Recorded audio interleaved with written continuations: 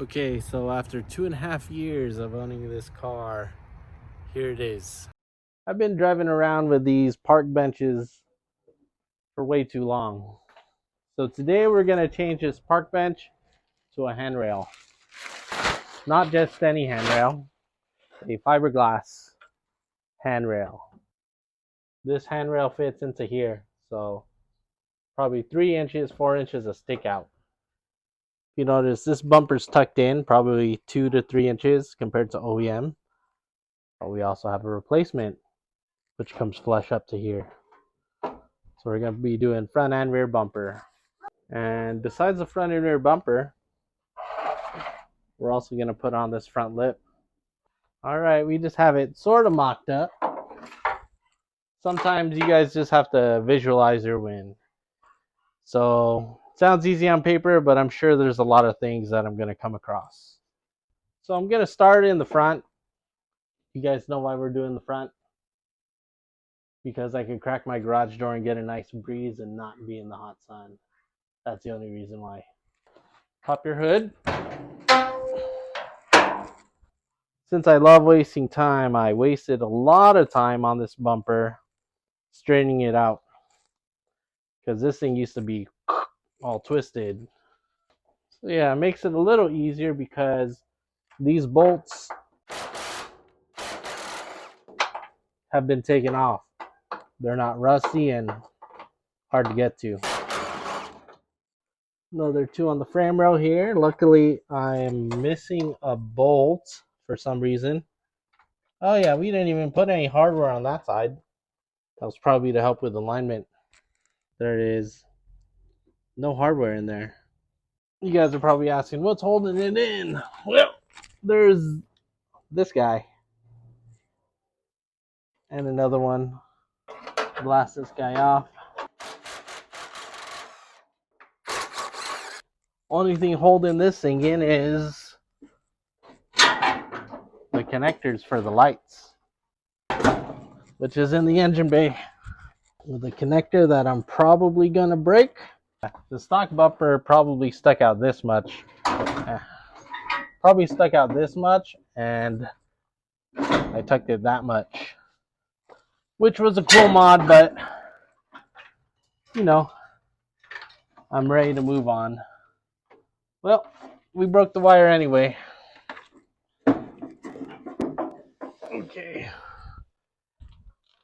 You can see my previous drill marks to release all the foam gel stuff in here for the shock absorber. Leaving stuff loose. This bumper's all bent. Had to do all this just to get it to align. Right off the bat, probably 50 pounds lighter off that front end. You know, that actually wasn't that bad. Almost tempted to bolt it up from the inside. You see how this has this whole corner piece? Well, mine is missing from a wreck. Whole chunk broke off. But it actually works out perfect for this bumper because that tucks in there, and man, that already looks like 2,000 times better, huh? And I got this 90-degree long handle. So we're just going to do that.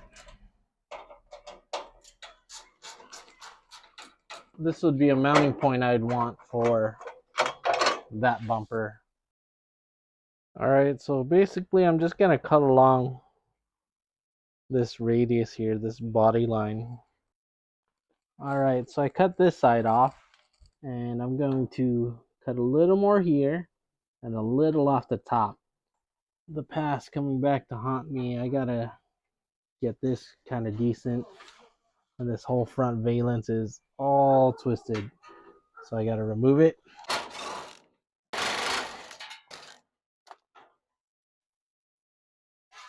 Yeah, this thing is all tore up, so we gotta get this aligned. Might as well paint it too. We just bent this bracket out of the way.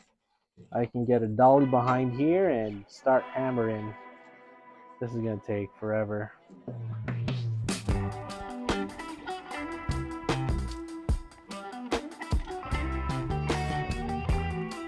This thing probably looks the same, but I took it off, finagled it. This molding's actually straight now. And this is better, kind of better. This thing, you can see how straight this is. This side sits flat. This side kind of doesn't. So yeah, with this block, all this is flat. And this little lip holds up against it. So we're going to try to do the same.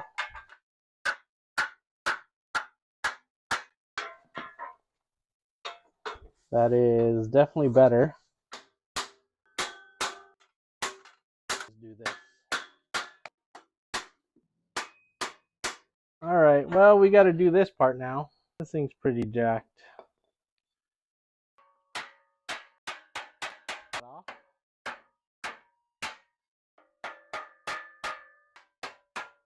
Okay, literally going to do this 1,000 more times. On and off, on and off, on and off. All of this stuff should, in theory, align so much better.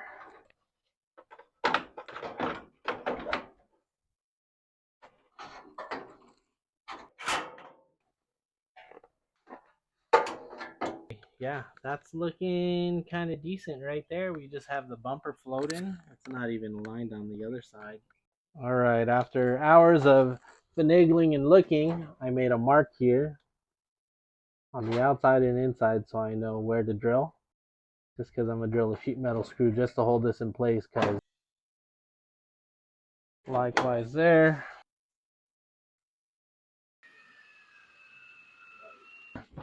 Oh yeah, like more or less we're on our mark.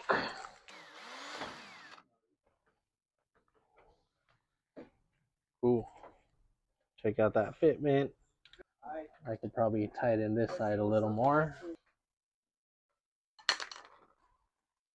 So I just put a little button head there, stainless button head, and a stainless button head there. Kind of solid. You know, we got to tighten and do all that stuff.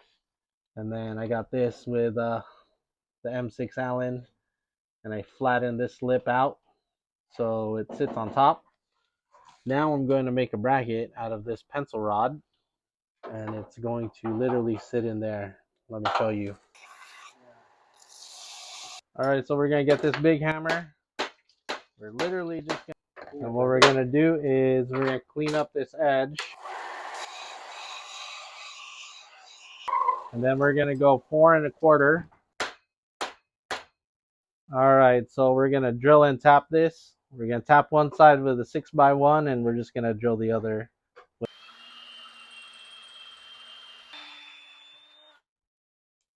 We're just memorizing from eyeballing.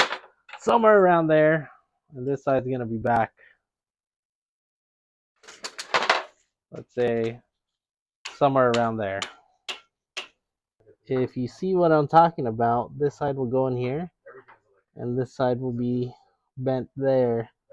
So realistically, I just need to bend this side more. This should be the guy.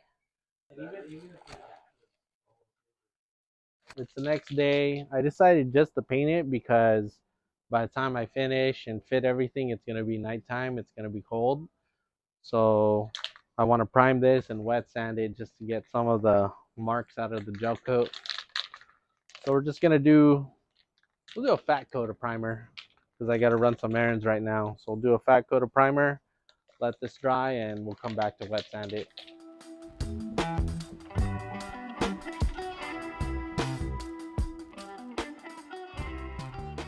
This panel just has like a bunch of rock chips and etc. Whole bunch of stuff. My plan was to just Brillo pad everything, put a light coat of primer, heavy coat of primer, and then spray it. You know what's gonna happen after I paint this? There's gonna be more and more rock chips. So as long as this thing is better than before, I'm not too worried about it. After I prime and paint this and the lip, I'll bolt them together so they stay as one piece.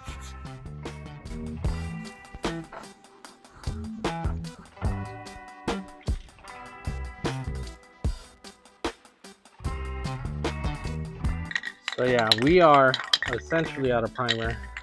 Probably like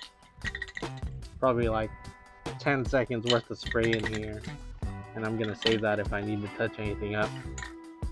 Anyways, we have decided to just spray this red, which doesn't match the car. This and this red, and I'm gonna spray this aluminum, kind of like a raw aluminum.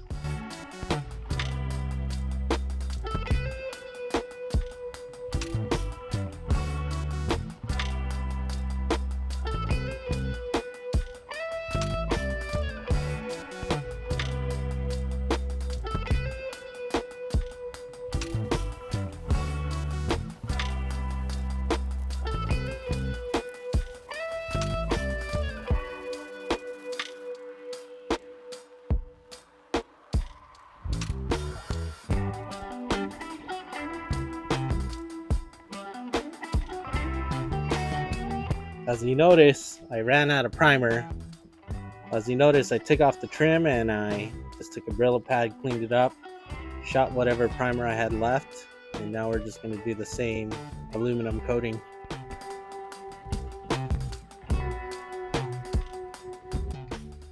Not sure what I'm doing anymore. I got this pen and then I just dabbed it, and I was hoping it would dry a little more flat, but we'll just wait.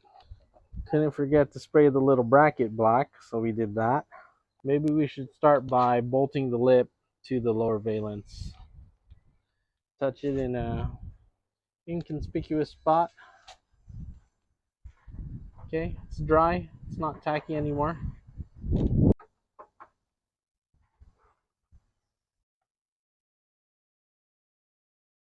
So I was working on the front end.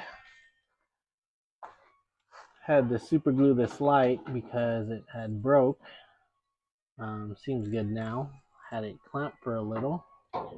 Everything lines up against each other, so we gotta make some bends here. Previously, I was gonna buy some big M5 washers because these holes are a little big. So we just 3D printed these little conical nuts, conical washers. Screw it in.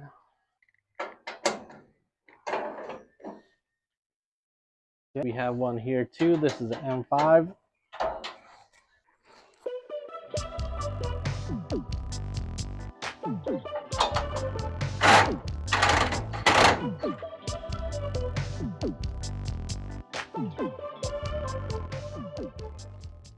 Okay, dude. Tell me that doesn't look pretty dang decent. Like, it almost looks like a steel bumper. We just need to get that front license plate on. But yeah, look at that. So yeah, I also printed a bunch of these doodads because I didn't want to buy any clips. And essentially that is that. Obviously, once you get them in there, you can't get them out like the OEM ones, but I mean, this is like 3 minutes to print. Finagle all these to fit. All right, I got these things off. We're just gonna take some Scotch-Brite and we're just gonna clean up all the little oxidation and dirt, which I didn't want to take this thing apart in the first place, but here we are detailing it.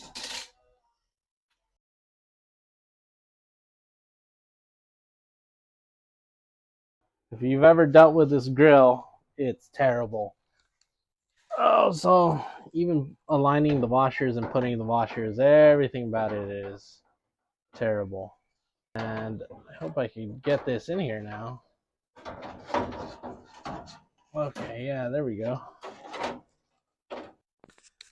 Well. He's looking pretty decent. Not sure about that grill, but I guess it's better than before. Good morning. We have another day of extracurricular activities involving the removal of this USDM bumper. All right. So luckily I emptied out my trunk knowing I was going to do this today. And lucky for you guys, it's really clean in here. Okay, so what I know is there's 2 bolts here and 1 main bolt. Should probably preserve that 1 bolt there. So I'll say there's a total of 6 bolts. Is it that easy? I don't know. That seems almost too easy. But then again, the 8.6 is 4 bolts. And they're all 14s. Look at that. We're going to break these loose first. They don't seem so tight.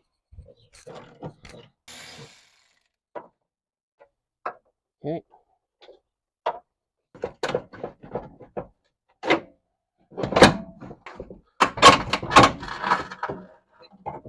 Look at this. So surprisingly, there's not a lot of rust in here, because this car has been in Southern California its whole life. So now we got to take off this filler panel, which I might repurpose. And those look like these studs here. One of these, a couple of these. Before I take this off, I kind of want to visualize my win. Definitely gonna need to take off these brackets. Rear panel, come off. Okay, there we go. Look at that. Still has the little gaskets on here. This side didn't need as much convincing, probably because it got knocked loose when that got smacked. Gaskets came off of that. As with anything, we're just going to spray this homemade cleaner. This is what I use to wash the car because this car is not waterproof. Wipe away the dirt.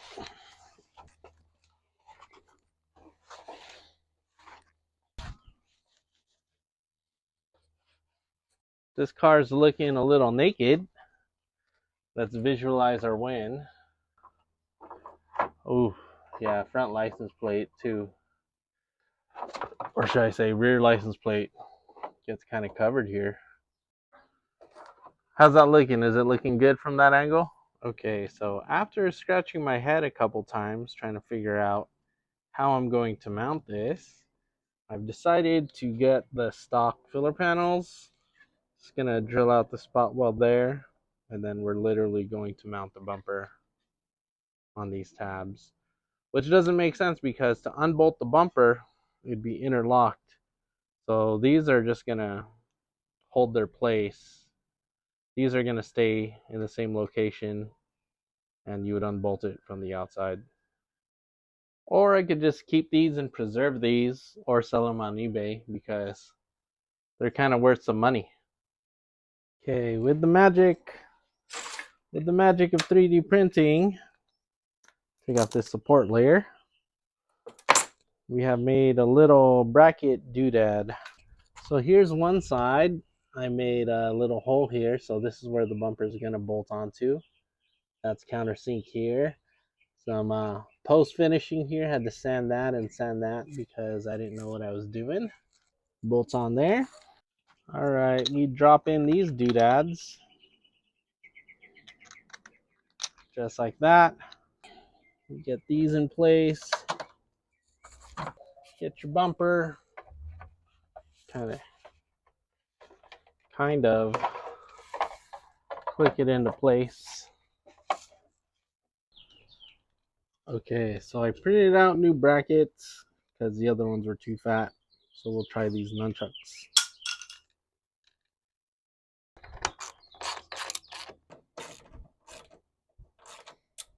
Snug it till you hear it crack. Sure. More or less it's floating. Got a big hole in its butt right now. Shave down some fiberglass because we all know how much we love doing that.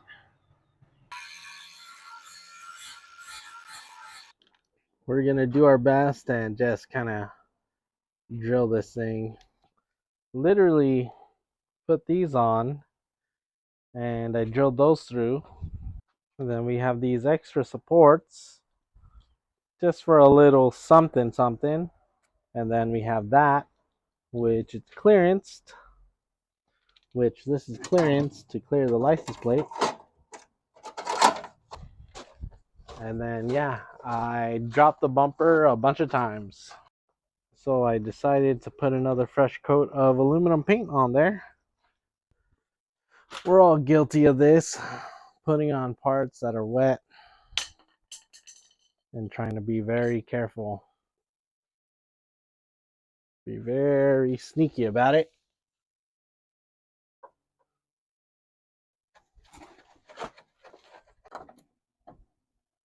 All right, so that's probably the best it's gonna get. Still got a gap on this side.